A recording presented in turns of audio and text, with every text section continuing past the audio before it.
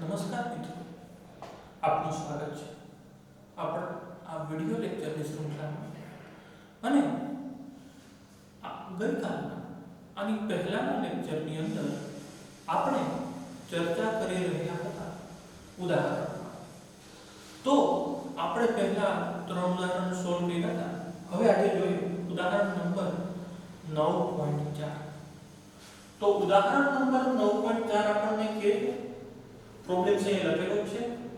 ધારો કે તમે પાર્ક કરેલી કારમાં બેઠા છો અને r બરાબર 2 મીટર વાળા સાઇડ વ્યૂ મિરરમાં એક વ્યક્તિને કાર તરફ દોડતી આવતી નિહાળો છો.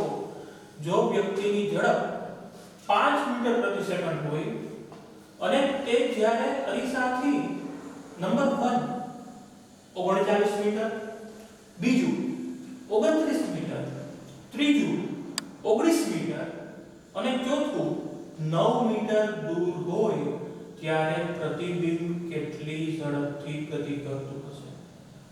તો ડિયર સ્ટુડન્ટ્સ, આ એક પ્રોબ્લેમની અંદર જ આપણે 4 પ્રોબ્લેમ સોલ્વ કરવાના છે ફોર 39, 29, 90 and 90. તો ચાલો આપણે વિચારીએ. તમે કેસ ઇમેજિન કરો. સપોઝ તમે કોઈ કારમાં બેઠા છો. This is the car. તમે સાઇડ વ્યૂ મિરર તમારી સાઈડમાં આવેલો છે.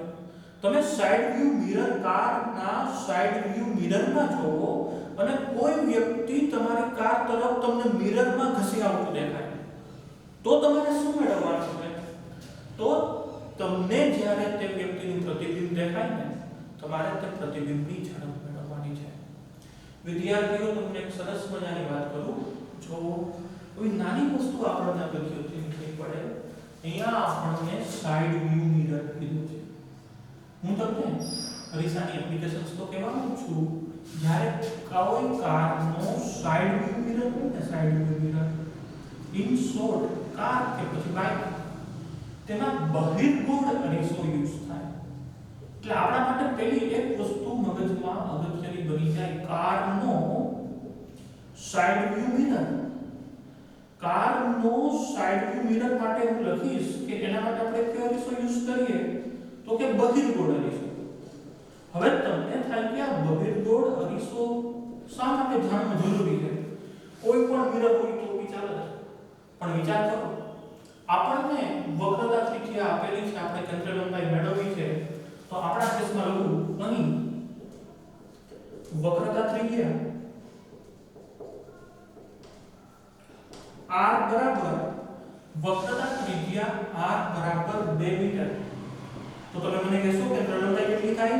ઓબ્વિયસલી, તેથી કેન્દ્ર લંબાઈ f બરાબર r/2 એટલે 2 ના અડધા r/2 2/2 1 મીટર.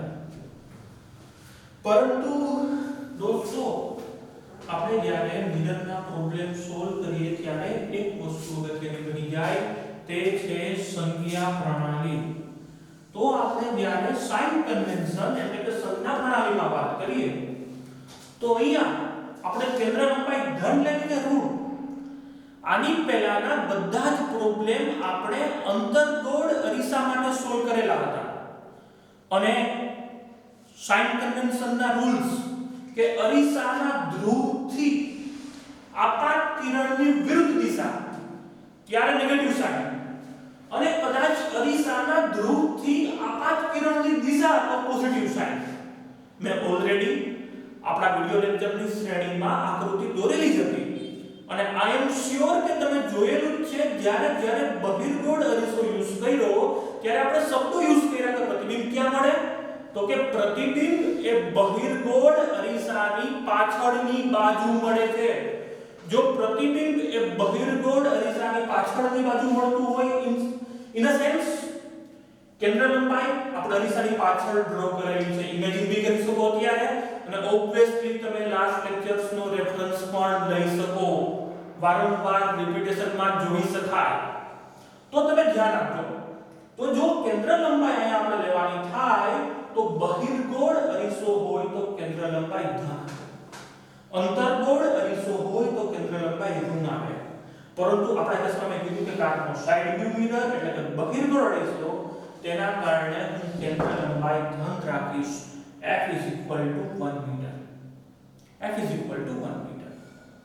હવે ધ્યાન આપજો, આમાં કઈ આઈવીસ કે ડાઉટ નહીં હોય. આપણા પ્રોબ્લેમમાં આપણને સ્પષ્ટતા નહોતી કરી કે આ અરીસો કયો છે, બહિર્ગોળ કે અંતર્ગોળ.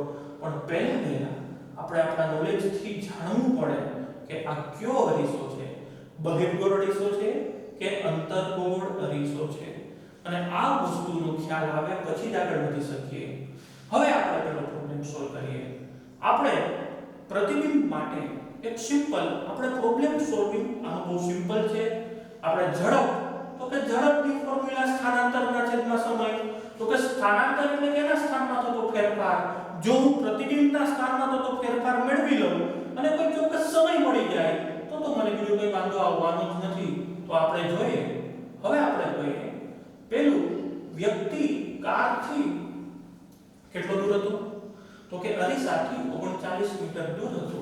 તો બાળકો અહીંયા હું પ્રતિબિંબનું સ્થાન મેળવવા માટે, યાદ રાખજો પ્રતિબિંબની ઝડપ નહીં, પ્રતિબિંબનું સ્થાન મેળવવા માટે હું અરીસાનું સૂત્ર યુઝ કરવાનો છું. 1/f = 1/u + 1/v. તો પહેલા અરીસાનું ફોર્મ્યુલા, આ પ્રતિબિંબ માટેની ફોર્મ્યુલા મેળવી લઈએ, જેથી કરી અને પછીના બધા જ ફોર્મ્યુલામાં આપણે ડાયરેક્ટલી યુઝ કરી શકીએ. તો આપણી પાસે એક અરીસાનું સૂત્ર આ રીતના છે. અરીસાનું સૂત્ર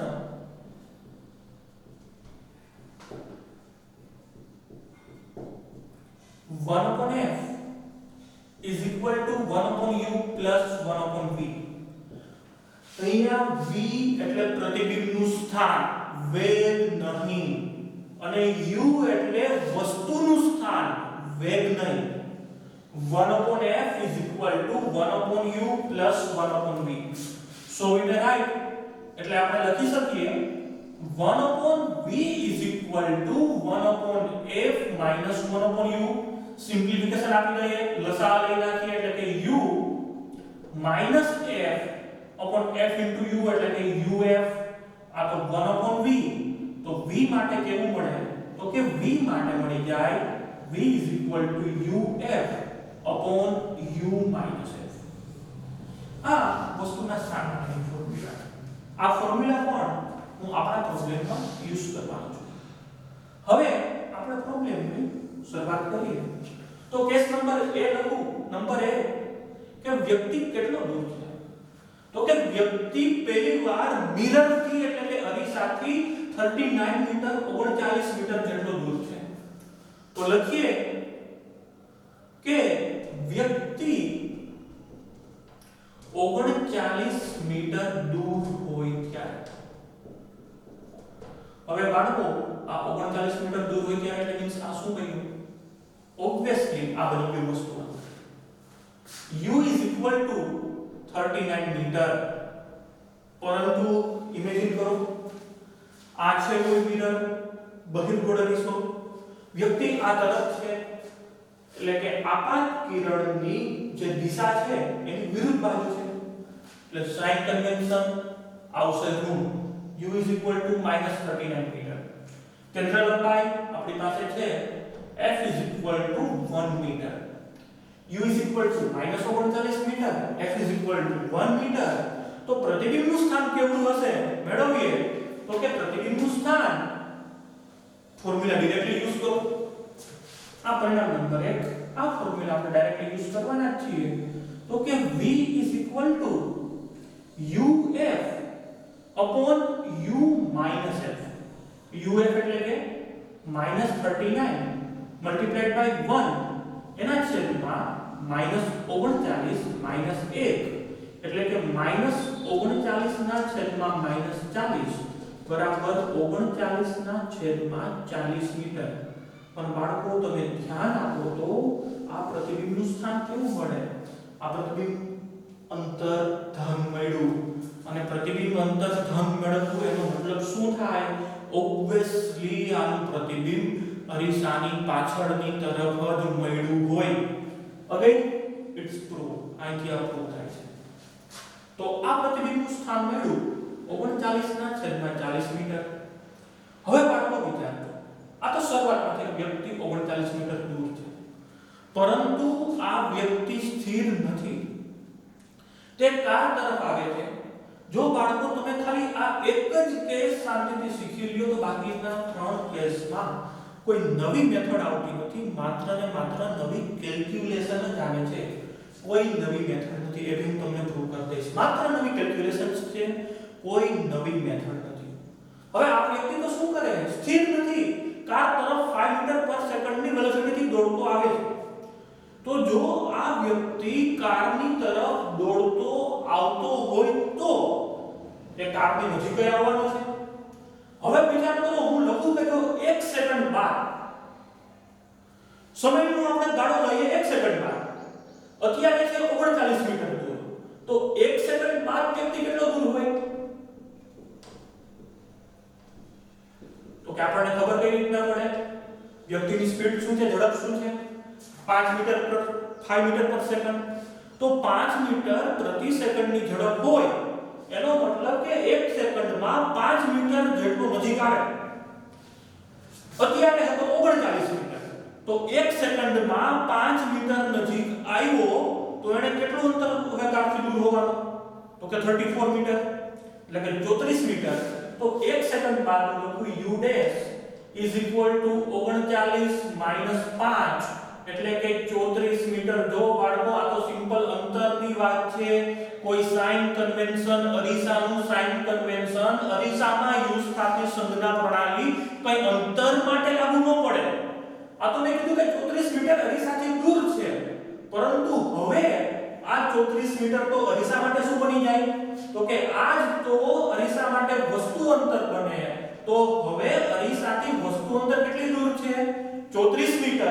પણ અરીસાની પેલી તરફ છે, તો according to our sign convention I will take the negative sign, એટલે કે હવે હું ઋણ નિશાની યુઝ કરીશ. તો અહીંયા લખી શકું u dash is equal to -34 metre.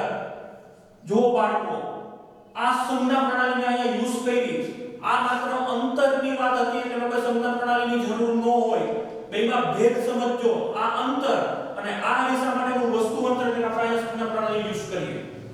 તો u dash એટલે -34 મીટર. તો u dash -34 મીટર હોય તો મારે નવું પ્રતિબિંબ અંતર મેળવવું છે v dash. કઈ ફોર્મ્યુલાથી મેળવી શકું? તો કે આ જ formula v dash uf upon u minus f. uf upon u minus f એટલે કે u કેટલું છે? તો કે -34 કેન્દ્ર લંબાઈ 1 divided by -34 minus 1. તો કે -34 ના છેદમાં -35 એટલે કે 34 ના છેદમાં 35 મીટર. આ v dash. આ શું મળી ગયું આપણને? જો કેન્દ્ર લંબાઈ ધન, વસ્તુ અંતર ઋણ, તો આપણને આ મળી ગયું નવું પ્રતિબિંબ અંતર. પહેલા હતું 39/40, સેકન્ડ પછી મળ્યું 34/35. તો આ થઈ ગયો પ્રતિબિંબ અંતર, એટલે કે પ્રતિબિંબના સ્થાનમાં થતો ફેરફાર. તો ઝડપ તો કોને કહેવાય? કે કોઈ અંતરમાં થતો ફેરફાર અને તે માટે લાગેલો સમય. તો 1 સેકન્ડમાં પ્રતિબિંબના અંતરમાં આ ફેરફાર થયો. તો હવે આપણે ઝડપ મેળવવી હોય તો આપણા માટે તો બહુ સિમ્પલ ફોર્મ્યુલા બની જાય. જોજો હું ફોર્મ્યુલા લખું તો કે પ્રતિબિંબની ઝડપ. હવે ધ્યાન આપજો, અહીંયા v is not for the speed. v તો અંતર માટે છે. તો પ્રતિબિંબની ઝડપ લખું એટલે કે v પહેલા હતું એ અંતર, આ v અંતર માટે v v dash એટલે કે તેના અંતરમાં થયેલો ફેરફાર અને તે માટે લાગેલો સમય. તો કે ડેલ્ટા t. v એટલે કેટલું છે? તો કે 39/40 માઈનસ v dash કેટલું છે? 34/35 upon ડેલ્ટા t. તો કે સમયગાળાનો તફાવત કેટલો છે? માત્ર 1 સેકન્ડ. એટલે 1 સેકન્ડ. આપણે બસ સિમ્પ્લિફિકેશન આપીએ. તમારી પાસે કેલ્ક્યુલેટર હશે જે આપે કે ફાઇનલ આન્સર. પહેલા એક પ્રોબ્લેમમાં હું તમને કેલ્સી વડે સિમ્પ્લિફિકેશન આપું છું. હું તો આપું છું, પણ તમે તમારી વડે સિમ્પ્લિફિકેશન આપવાની શરૂઆત કરો તો આપણે કેલ્સીથી સિમ્પ્લિફિકેશન આપીએ. તો આ છે કેલ્સી. તો પહેલા આપણે સિમ્પલ લસાઅ લઈએ એટલે કે 39 મલ્ટીપ્લાઈડ બાય 35 આન્સર આવે 1365 તો કે 1365 માઈનસ આપણે સિમ્પ્લિફિકેશન આપીએ 34 multiplied by 35 sorry 34 multiplied by 40 34 multiplied by 40 answer આવે 1360 અને છેદમાં 35 4 તો કે 35 કે 70 35 4 140 અને એક 0 વધારે તો આપણને આન્સર આવી જાય 1400 તો 1365 1360 એટલે કે 5 upon 1400 હજી વધારે સિમ્પ્લિફિકેશન આપી દો તો કે 5 2 10 અને 5 8 40 એટલે કે 1/280 મીટર પર સેકન્ડ આપણને પ્રતિબિંબની ઝડપ પૂછી છે તો કે પ્રતિબિંબ 1/280 મીટર પ્રતિ સેકન્ડની ઝડપથી ગતિ કરતું હશે જોઈ લો બાળકો જો એકવાર આ કેસ સમજી ગયા તો બાકીના ત્રણ કેસમાં તો મારે માત્ર ને માત્ર સિમ્પ્લિફિકેશન જ આપવાનું છે એથી વિશેષ કરવાનું નથી શાંતિથી જોવો સ્ક્રીનશોટ લઈ લ્યો અને ફરી પાછું તમારી બુકમાં obviously you are going to note it તમે નોટ તો કરવાના જ છો એકવાર શાંતિથી સ્ક્રીનશોટ લઈ લ્યો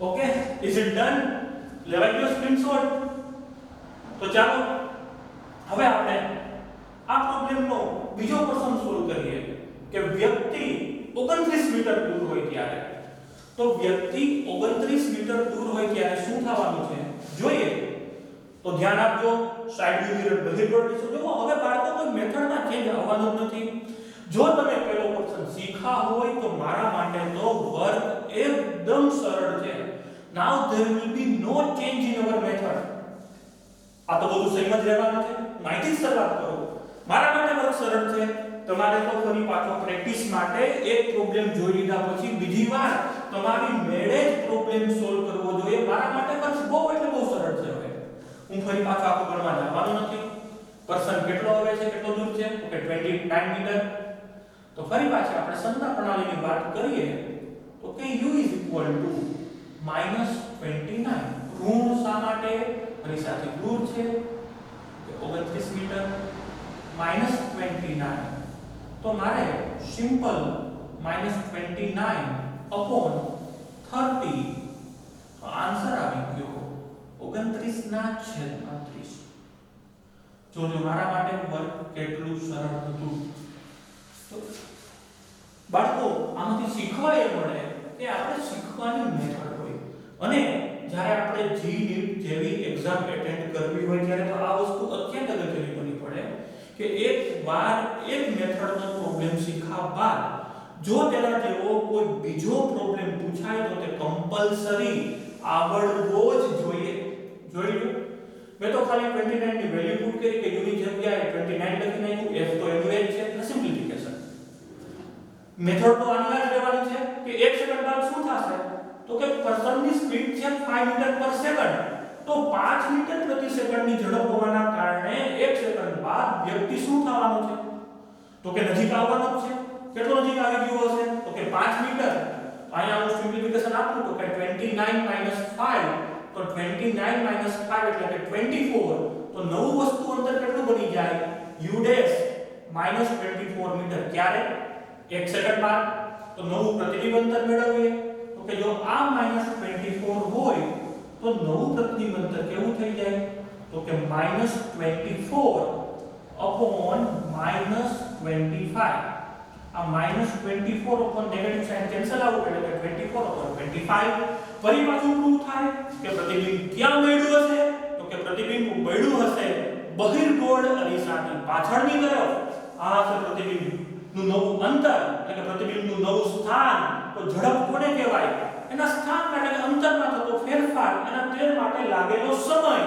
તો કે ફરી પાછું v - v ડેશ તો પ્રારંભિક પ્રતિબિંબ કેટલું દૂર હતું 29 upon 30 અને હવે કેટલું દૂર થયું તો કે આયા આપણે ફરી પાછું નેગેટિવ સાઇન વાળું ઇન્ક્રીમેન્ટ આપી દઉં એટલે કે 24 upon 25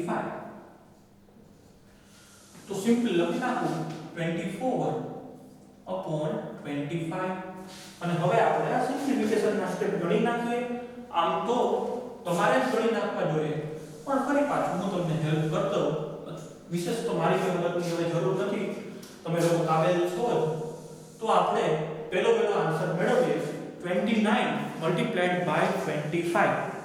તો જોઈએ 29 મલ્ટીપ્લાઈડ બાય 25 એટલે 725 અને 24 તરીકે 72 એટલે કે 720. So this answer will be 725 minus 24 3 72 એટલે કે 720 25 તરીકે 75 એટલે કે આપણને જે આ આન્સર આવી જાય 750. તો કે 725 માંથી 720 એટલે કે 5 ના છેદમાં 750 15 5 75 એટલે કે 150. આનો આન્સર આવી ગયો 1 ના છેદમાં 150 મીટર પર સેકન્ડ. 1/150 મીટર પર સેકન્ડ. આ હતો બીજો ક્વેશ્ચન. આનો પણ તમે સ્ક્રીનશોટ લઈ શકો છો, જોઈ લો સાથે.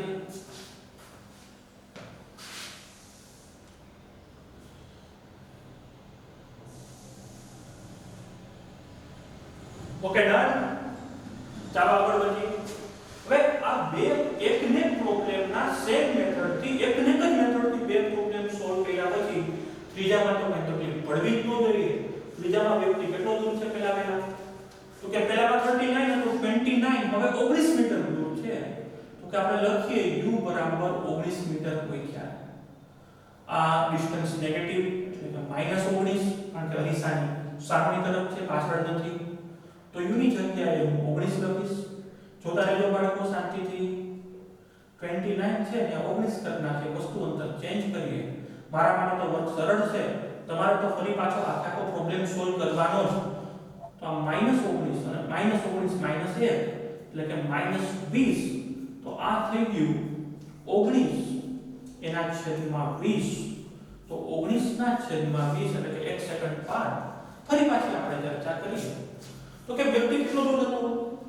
19 મીટર દૂર હતો. 1 સેકન્ડની સ્પીડ કેટલી છે? 5 મીટર પ્રતિ સેકન્ડ. કે સેકન્ડમાં 5 મીટર નજીક આવ્યો હોય તો 5 મીટર નજીક આવ્યો હોય તો 19 - 5 એટલે કે 14. પણ અંતર તો અરીસાની સામે સંજ્ઞા પ્રણાલી અહીંયા યુઝ કરું એટલે કે -14 મીટર. જો કંઈ પણ ડાઉટ લાગતો હોય તો તમે આ વિડિયો જ ફરી પાછો રિવાઇન્ડ કરીને જોઈ શકો એટલે પહેલા કેસ તો તમને સમજાઈ જાય. જો તમે પ્રોપરલી આનો કેસ નંબર 1 સમજ્યા હોય તો પછી કઈ ડાઉટ લાગવાની શક્યતા રહેતી જ નથી. આ -14 તો કે -14 * 1 અને -14 - 1 તો આપણને આન્સર આવી જાય -14 ના છેદમાં -15 એટલે કે આપણો આન્સર આવી જાય 14 એના છેદમાં 15 મીટર. આ નવું પ્રતિબિંબનું સ્થાન મળ્યું, નવું વસ્તુનું સ્થાન મળ્યું. ક્યારે? 1 સેકન્ડ બાદ. તો હવે આપણે શું મેળવવાની છે? હવે આપણે મેળવવાની છે ઝડપ. તો ઝડપ આપણે મેળવવાની તો આપણે શું કરશું? ફરી પાછો આપણે આનો જ ચેન્જ કરશું ઝડપ મેળવવા માટે. તો કે પ્રતિબિંબના સ્થાનમાં અંતરમાં કેટલો ફેરફાર થયો અને એમાં કેટલો સમય લાગ્યો એ ઝડપનું સિમ્પલ ફોર્મ્યુલા. તો કે v કેટલું હતું? 19 ના છેદમાં 20 માઈનસ v' કેટલું મળ્યું? તો કે 14 ના છેદમાં 15. આપણે સિમ્પ્લિફિકેશન આપીએ 15 * 30 એટલે કે 300. 19 * 15 સિમ્પ્લિફિકેશન આપીએ તો કે 19 મલ્ટીપ્લાઈડ બાય 50 એટલે કે 285 અને 14 * 2 = 28 એટલે કે 280. તો આપણો આન્સર આવી જાય 285 - 280 એના છેદમાં 300 એટલે કે 5 ના છેદમાં 300 5 * 6 = 30 એટલે કે 1 ના છેદમાં 60 મીટર પર સેકન્ડ. આ મળી ગઈ પ્રતિબિંબની ઝડપ. અગેન સ્ક્રીનશોટ લઈ શકો છો.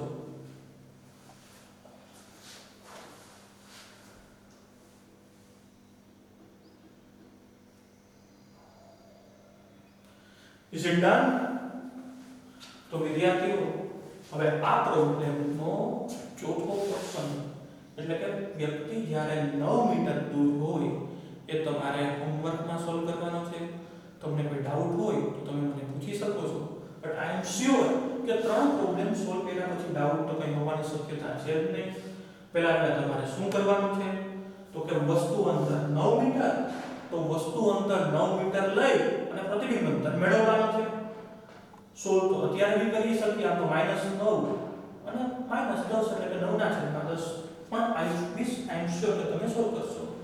1 સેકન્ડ બાદ તો વ્યક્તિ નજીક આવ્યો હોય તો કેટલું નજીક આવવાનું કે 9 માંથી 5 જાય તો 4 મીટર નજીક આવ્યો હોય. તો હવે નવું વસ્તુ અંતર 4 મીટર લઈ નવું પ્રતિબિંબ અંતર મેળવજો. પછી તમારે શું કરવાનું, પ્રતિબિંબની ઝડપ પૂછી. તો જો પ્રતિબિંબની ઝડપ પૂછી એટલે કે પ્રતિબિંબના સ્થાનમાં થતો ફેરફાર, અને તે માટે લાગેલો સમય તો 1 સેકન્ડ જ છે. I am sure and I hope that surely you are going to solve this problem. ચોક્કસપણે નિશ્ચિત રીતના તમે આ પ્રોબ્લેમ